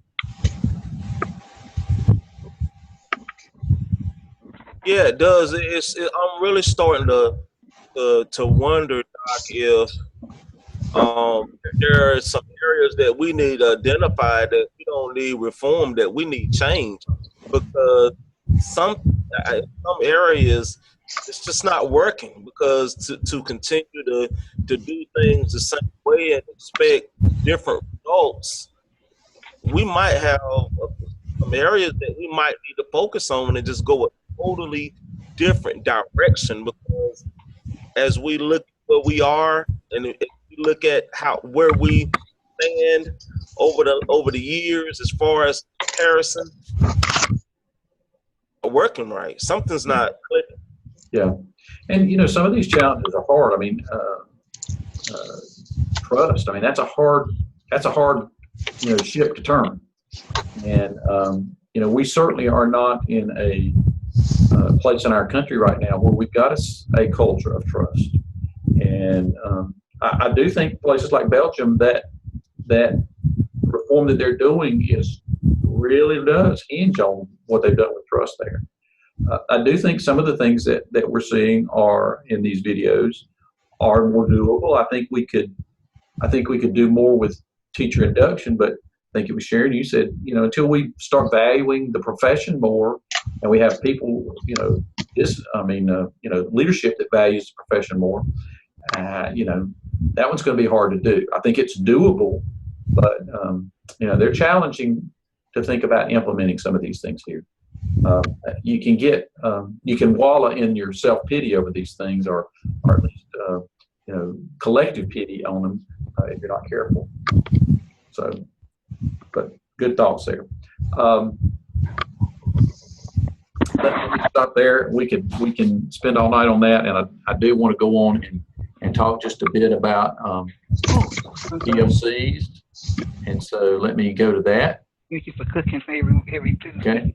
Can everyone see the PLC PowerPoint up there? Yes. Yes. Okay, well, let's go real quickly. I want to talk about PLCs, and this is kind of an introduction to what we'll be doing in a few weeks, in about 3 weeks, as you begin to talk about your various topics as they relate to PLCs. It was pointed out that, and I don't know which one of you did it, that your countries use PLCs. I think whether they call them PLCs or whether they're just de facto PLCs, I think it is a reform initiative that is being utilized. I think some of what we are seeing, particularly related to teacher professionalism in these countries, is really for all intents and purposes, they're PLCs. And I think you'll see that in Shanghai. You certainly see it in some of the work that's going on in Belgium and Singapore and some of these countries that are doing quite well. So let's talk just briefly about this tonight. Here's a quote. It says, "We're wise to believe it is difficult to change, to recognize that character has a forward propulsion which tends to carry it unaltered into the future. But we need not to believe it's impossible to change. We create ourselves, The sequence is suffering, insight, will, action, and change. You know, change is hard. Reform is change, and change is reform. I think before we can see, before reforms can really take hold and germinate, I think there has to be oftentimes change. And I think at times we have to see the state altered before we can implement some reforms. And so, that's important. I think PLCs kind of fit right into that conversation about change and about reform. Just brainstorming a minute, what previous reforms can you think of that you think have led us, and I think all of you probably have a good understanding of PLCs. We're going to get into looking at them kind of with a microscope as we look at the Dufour work. But what reforms do you think have led us to PLCs? Anybody jump in there? Can you think of any? I think some of the curricular reforms and changes that have been occurring have, because a lot of the new curriculum requires students to do what we're not doing. Mm-hmm. Okay, that's a good one. Who else? Somebody else think of something?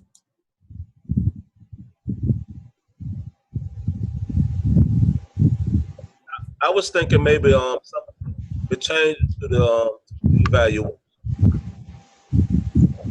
Okay. Talk a little bit more about that. How do you think so? I think that, even with the standard one, and it begins to talk about teachers showing leadership, the opportunity has to be given for teachers to show leadership and to implement those different ideas that you're looking for in those particular standards. So through the PhD, the teachers have an opportunity have empowerment in the school to be a vital part of the school improvement plan. Okay, good point. All right. Anybody else? What barriers do you think have existed prior to the implementation of PLCs? Go to your classroom and keep your ideas. Keep those children down there and don't bring them to the office. I'm gonna be taking my nap after lunch, so don't bother me. I think that certainly is a belief that's been there.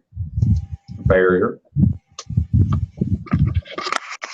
I think at the high school level, a barrier has been that isolation. The idea, each teacher is in their own kingdom once they close the door. Yeah.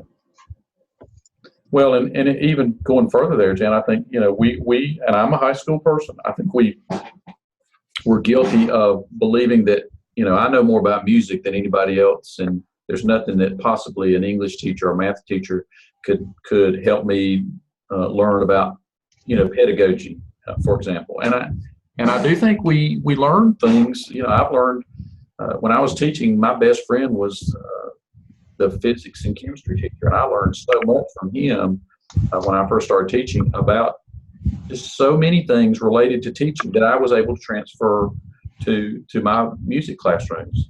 But it's hard. We are in silos, and so I think you're exactly right. Any others? When you think about PLCs, what would be the keys to moving forward with PLCs?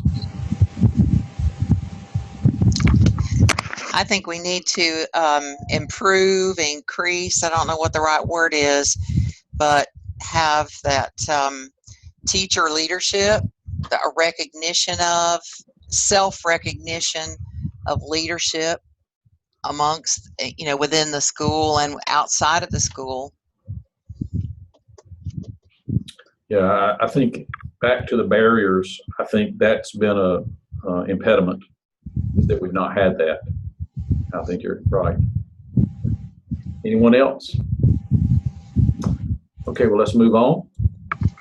Let's have a quick history lesson. I know I gave you enough history a couple of weeks ago on our first class, but I want to highlight just a couple of things. We're not going to get too deep in the weeds on this, but just going back, the context is important.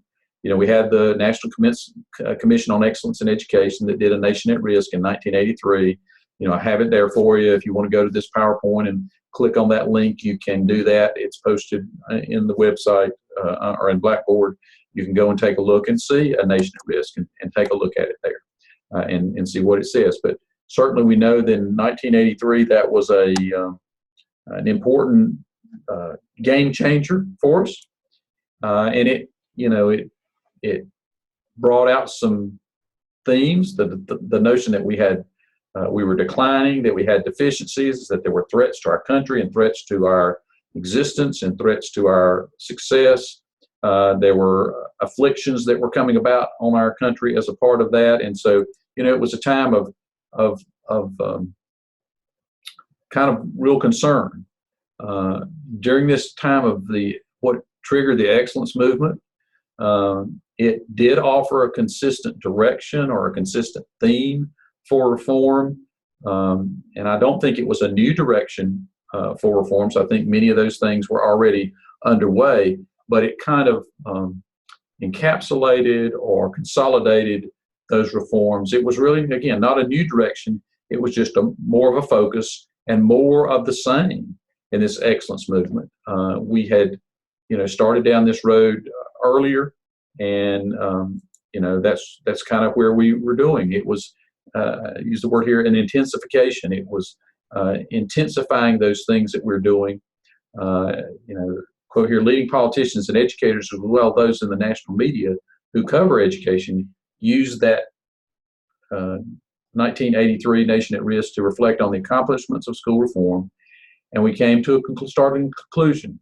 Edward Fisk said that there weren't any school reforms, and that was where we were in '83, leading up and into the days of through the days of the Reagan administration.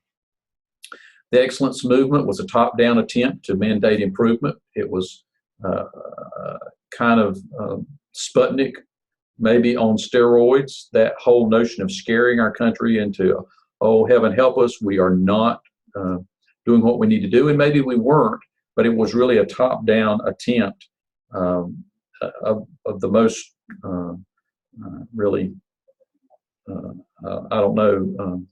purest form, a top-down attempt to do that. It standardized some things. It began to rely on rules and regulations. That was the beginning of the end for local autonomy, because things were so dire that we had to do some things. And I would say that the movement was mostly a failure. We've seen some changes, but if you look back over that ensuing 30 years since A Nation at Risk, a little bit more, we've not seen dramatic gains. We've seen maintenance. We've not seen tradition or significant reforms or change. We came into the 90s and we talked about 1989 and 88 and 89 as President Bush convened the nation's governors there at Charlottesville and expressed 6 original goals for education that should be accomplished by 2000. And those, again, real quickly, were all children in America will start school ready to learn. The high school graduation rate will increase to at least 90%. At least that's one that we're fairly close to in our country, even though we're 15 years late getting there. American students will leave grades 4, 8, and 12 having demonstrated competency in challenging subject matter. That's the nexus, really, of what we're doing now with testing, that they will demonstrate competency in these subject matters. And every school in America will ensure that all students learn to use their minds well so that they're prepared for responsible citizenship, further learning, and productive employment in our economy. Number 3 of Goals 2000 was really the nail in the coffin that started where we are on the accountability movement. U.S. students will be the first in the world in mathematics and science achievement. We certainly have not achieved that one if you look at the PISA. Every adult American will be literate and will possess the knowledge and skills necessary to compete in a global economy and exercise the rights and responsibilities of citizenship. Lord help us, we can't even understand what the rights and responsibilities of citizenship are, let alone anybody being able to exercise those. Every school in America will be free of drugs and violence and will offer a disciplined environment that is conducive to learning. Maybe we've moved the needle there. I don't know. We still have violence. We still have drugs. The things I'm reading now are saying that we're starting to see some decline in drug use. I don't know if that's true or if that's just I don't know as I read the research. And then by 2000, the nation's teaching force will have access to programs for the continued development of their professional skills and the opportunity to acquire the knowledge and skills needed to instruct and prepare all American students for the next century. Imagine, I can imagine that some of these countries that have done remarkably well on the PISA took these goals and did them themselves. Certainly, we see in some of these countries we've talked about tonight, other countries have mastered number 7, and they've gotten number 7 much better than we have. And then finally, by the year 2000, every school will promote partnerships that will increase parental involvement and participation in promoting the social, emotional, and academic growth of children. Again, we've seen some of these countries that we've talked about tonight, and that you may view, certainly Finland and others have gotten number 8. And so it would seem that we published our playbook in 2000, and some other countries stole our plays, maybe. The excellence movement was a top-down, a standardization. The restructuring movement was national goals, a resurgence of local autonomy, although that has waned somewhat in recent days. But those were kind of where we were from a historical standpoint. We were restructuring to include site-based management and some meaningful authority over staffing programs and budgets, shared decision-making, staff teams with shared planning, and heterogeneous grouping in core subjects. This restructuring after the excellence movement is what it has propelled us into what may be called the PLC movement at some point. One reason the restructuring movement has generated hope has been the notion that we would all embrace it, and that's one of the things that DeFore says here in your text. And again, you'll get to that text a little bit later, but as you start reading about PLCs, he says, in spite of the utopian ideals, the high hopes of the restructuring movement have yet to be realized.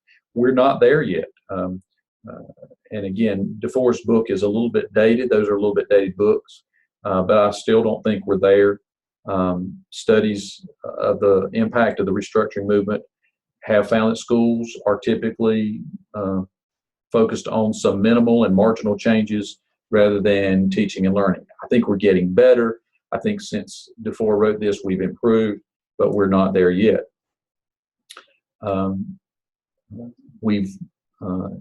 other authors are saying that we've really left the teaching and learning process largely unaltered. I think we're digging around the edges on PLCs, but I don't think we're certainly there yet, even though it's been a while. And just like the excellence movement, I think many of the restructuring things are faltering or failed, and that's just the reality of it. As we've moved into the accountability age, we've seen that it's been about one thing. It's been about 100%. No Child Left Behind was about and has been about, let's get everybody there. I think sometimes even at the expense of moving our brightest and best beyond where we want everybody to be. It has certainly been designed to be a minimal performance, a minimal competency is that everybody at this level, we've raised the level, but we expect everybody to be there. That's the minimum. But we've not elaborated what it looks like beyond that minimum. So as we've talked about reform and we've talked about change, there are some barriers there. Why has educational reform failed? And we'll elaborate on some of these more as we go in further into the course and in the course materials. Don't want to pause too long on them. There's quite a list here, but some of the things that have caused educational reform to fail on a national level are certainly the complexity of it. As we've looked at these other countries, Many of them are much smaller than we are. Many of them are more able to focus on the task at hand because of their size. There have been some misplaced focus on some of the things that we've done. Those have been, in many ways, influenced by non-educational forces. Lack of clarity on the results. We certainly continue to debate that notion. Are we for vocational education? Are we against it? Are we, for equal standards for all? We just don't have a clarity of what the results should be. We've just not persevered, and we've failed to appreciate and attend to the change process. So, we've all seen some of these local changes fail. And here's some reasons. And again, I won't elaborate on these tonight, but just to put them out on the table, why changes or why reforms failed. That change moved too fast, it moved too slowly, lacked leadership, it relied too heavily on the leadership of a strong principal, and we didn't have that. Change was too big, and we tried to attack too much at once. It was too small and didn't attack enough. Change was top down without buy-in from the faculty. Change may have been bottom up without the support of the administration at the central office. We celebrated too soon. We didn't celebrate the things, the gains that we had made. Schools may have been unwilling to change. Schools embraced everything that came along that flavor of the month. Leaders failed to develop a critical level of support before initiating the change.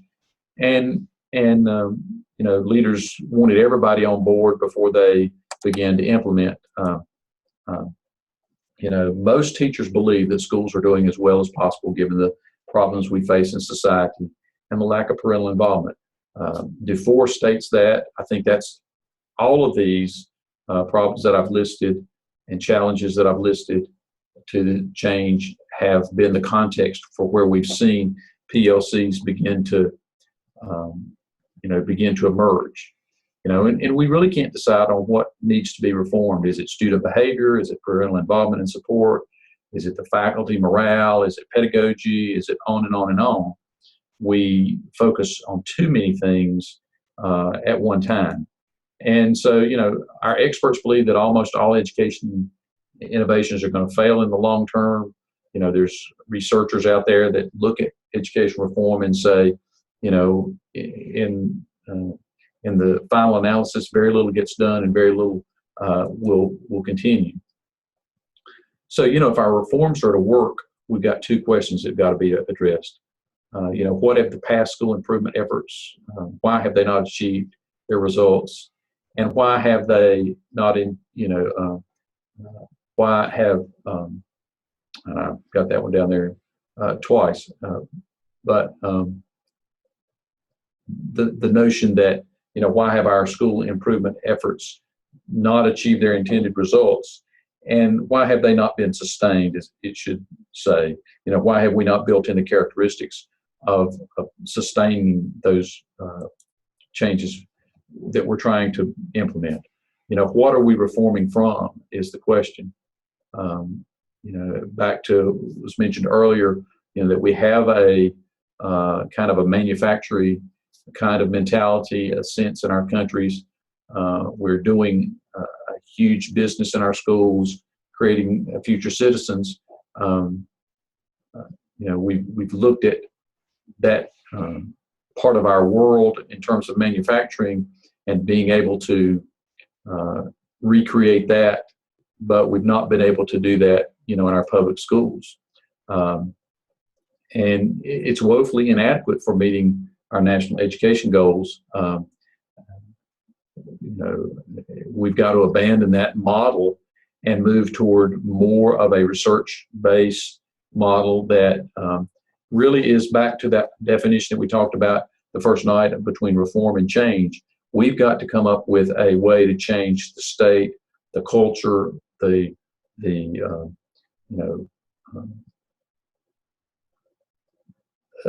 transformative change, I guess, is the best way that we have. And this, factory model, this manufacturing model won't get us there. The most promising strategy for this school improvement is developing the ability within our school personnel to function as professional learning communities. I think these videos that we've watched about these other countries certainly set that context. I think somewhere at the heart of what's happened in Shanghai and Finland and Singapore and these countries, there has been a professionalization of the job of being a teacher. And certainly the work that is going on, if you watch these videos and watch the vignettes about these teachers and working with their mentors and their co-teachers and fellow teachers, there is a sense of a learning community. What is it I'm doing? How am I doing it? Is it making a difference with children? What are ways that I can do it better? We see that, you'll see that in Shanghai as one of those where there's almost maybe to an extreme of creating master teachers, creating mastery designed lessons, and teachers are expected to follow those recipes, follow those blueprints that are developed that is kind of contrary to maybe who we are. We said earlier in conversations that several of you had about the context that we have now. Our teachers don't want anybody to tell them how to improve. They don't want to have that discussion. Many of them, not all of them, but many of them don't. They believe themselves to be the experts. They're not lifelong learners, and I think that's kind of an interesting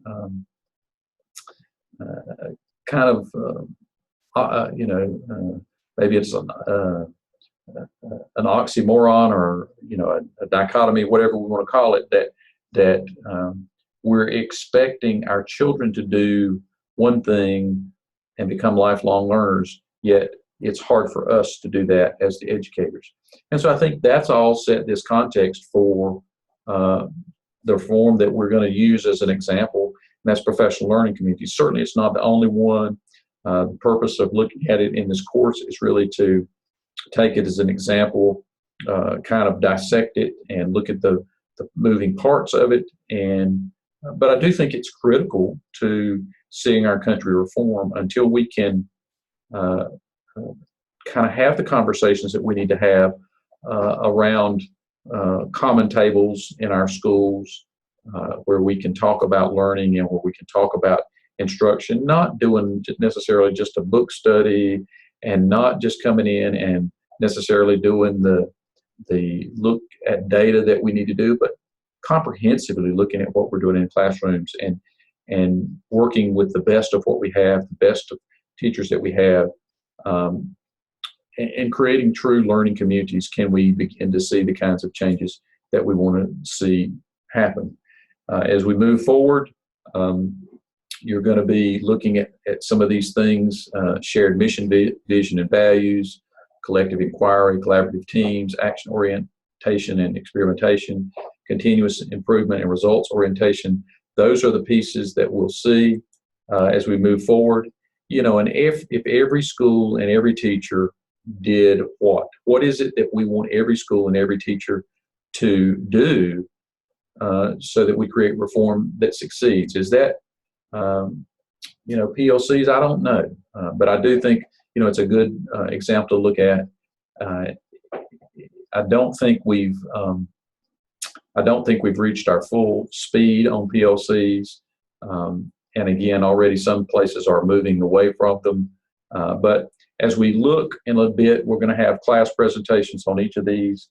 Certainly introduction to PLCs, and then building the foundation, making the shift, changing the culture, focus on learning, the leadership roles required, and the impact of PLCs on teaching, and then training and professional development.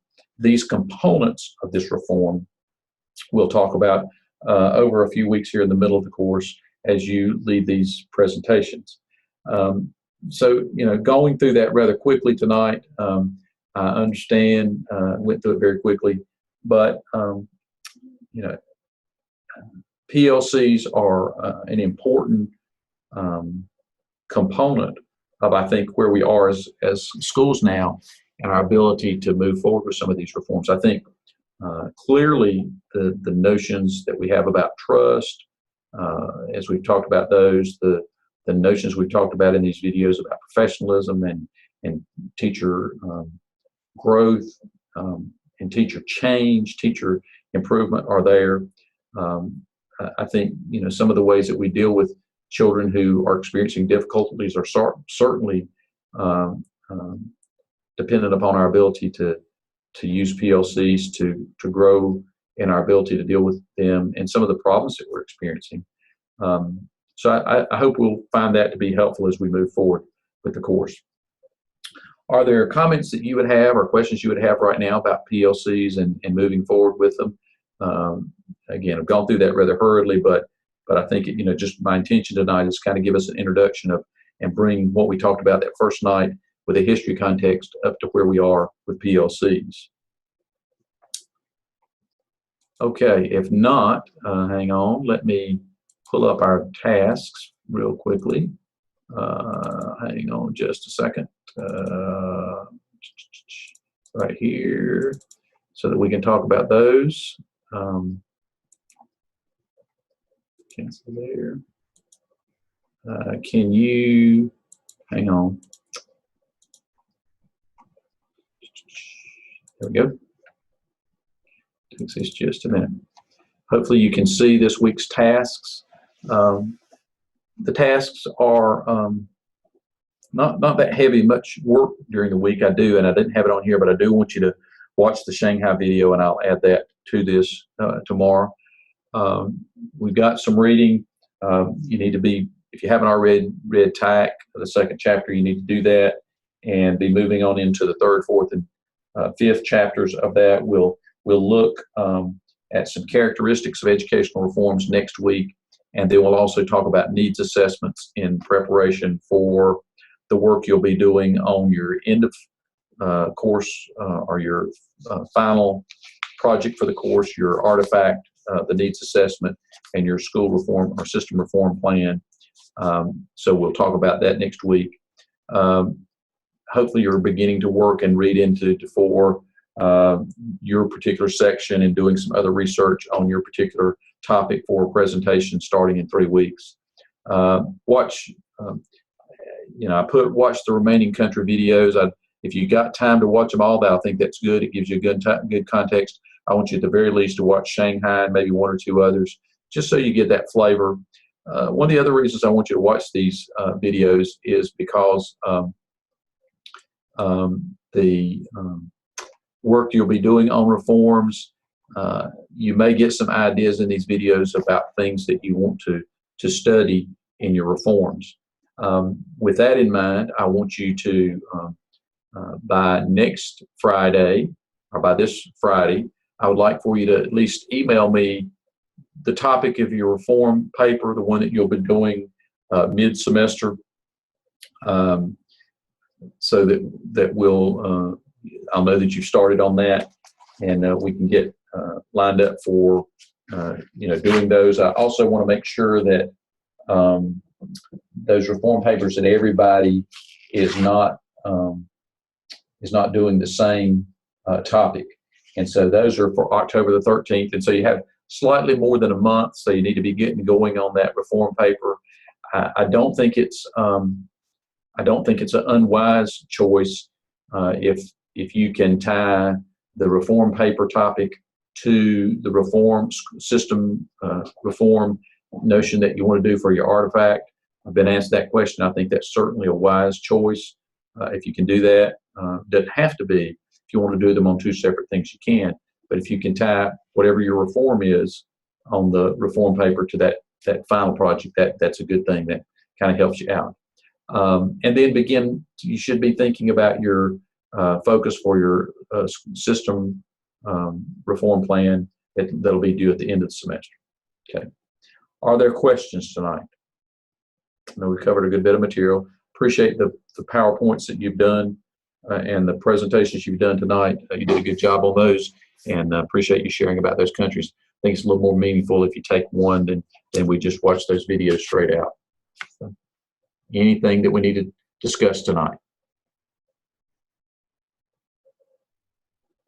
Okay, quickly, thumbs up, thumbs down, just to get a sense of how we did on. And again, I apologize on not being an expert on Zoom yet. I'll get there, but did it work okay for everybody tonight? Any comments on that? So get some feedback there. Thumbs up, good for the first night. Okay, any problems? No major problems. Okay. One thing, and a couple things about that.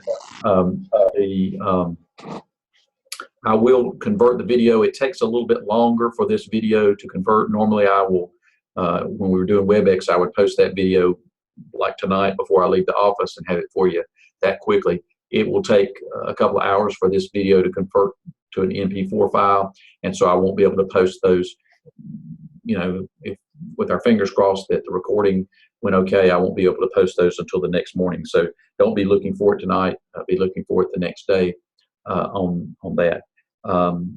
And if I understand correctly, and I believe I do, we will use the same link each week for class. And so you already have that URL for this class. That should be the same URL that we'll use for the whole semester, because I've set this up as a reoccurring class every Tuesday night. So you'll just use that same one. I'll send you that link again and a reminder next week, but you should be able to use that again, the same one each week. So you can just click on that. So I believe you should maybe have, if you downloaded it correctly, you should have a Zoom icon on your computer, and you maybe can just go right to that and click on it. But it will be the same course number, course ID, class ID that we'll use for each class. Okay? Well, I believe, let me check my list one more time and make sure. I believe that's everything we had for tonight. I hope all of you have a good rest of the week, and I look forward to seeing you again next Tuesday. Have a good night. Have a good night, Doc. Thanks. Bye.